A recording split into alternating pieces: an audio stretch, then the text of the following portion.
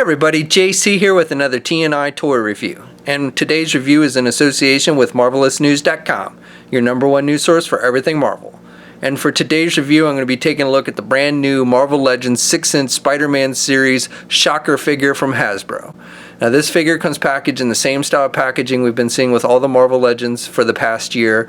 You've got the black box, the Legend series logo up at the top, the figure is clearly displayed in the window box, and then down below you have a Spider-Man logo and the name of the character. On the sides for this one we just have artwork for Shocker. And then on the back of the packaging we have a look at the actual figure, a brief bio in multiple languages, and then down below all the figures in this wave that you need to get in order to complete the Sandman Build-A-Figure. Alright, let's get this open and take a look at what's inside. Okay, so here's a look at the figure outside the packaging along with the other contents. Now first of all, let me just apologize if I kind of sound blah. It's because I came down with a mild fever last night and not feeling the greatest today. But I wanted to go on and start getting these reviews up. These Marvel Legends Spider-Man figures are starting to hit shelves now at places like Toys R Us. Also, Amazon has been getting them in periodically. That's where I grabbed this figure. So I just wanted to go on and start getting these reviews up. Anyway, so this figure comes with a couple different accessories. First of all, we get the left leg for the Sandman Build-A-Figure, and I'll be taking a look at Sandman in its own review in the next few days, so be sure to check back for that. And then he also comes with these blast effects that we've seen several times in the line already. I think originally this came with the Havoc figure, the X-Men Havoc, but again, I think we've seen it a few different times. And this one is done with kind of a mix of orange and semi-translucent yellow plastic, and you got the little bubbles and everything sculpted on them.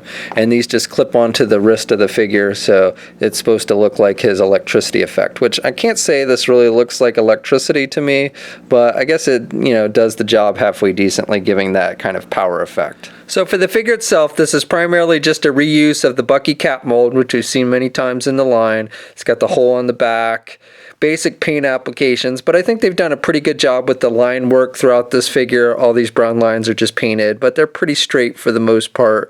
There's maybe a couple here and there that are a little bit off, but overall I think they did a pretty good job.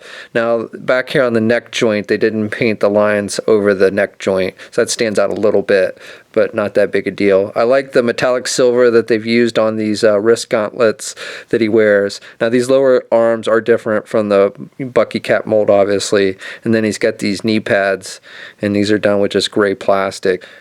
But rest of the figure, again, is just really a use of that Bucky cap mold. Now the head sculpt, I'm not entirely sure if this is a new head sculpt or has been used before. I haven't been able to place it. I thought at first it was maybe the same head sculpt we saw with the eel figure, but it's not, it's different. You can see the ears on the side here, and he's got the whited out eyes as I mentioned before, and this brown piece on the top of his head feels like it's actually sculpted on there. It's raised up a little bit, so it's not just painted. So again, I don't know if this is a new head sculpt or not, but I haven't been able to place it with any other figure. So this figure stands at about 6¼ inches tall. Here's a comparison with the old Toy Biz Shocker figure, and I always liked this Toy Biz figure. However, this one had an action gimmick in it, so you could shoot missiles out of his arm, so he really has no arm articulation, and then he's got this big button on the back of the figure. Here's a comparison with the pizza-eating Spider-Man figure. And then finally, here's a comparison with his superior foes of Spider-Man buddy. So we've got Boomerang, Speed Demon, and the female Beetle. Articulation is pretty standard on this. We've seen it a million times with the Bucky cap mold. You can turn the head to the left and to the right. It's on a ball hinge joint, so he can look down good, and he can look back pretty good as well. Arms attached with your standard ball hinge joint at the shoulder, so he can get his arm out good, and he's got good rotation there. He's got a bicep swivel. He's got a double hinged elbow, so he can bend his elbow good. Now I do want to note they did not paint the pegs on the arms here, so they're brown as opposed to the yellow color.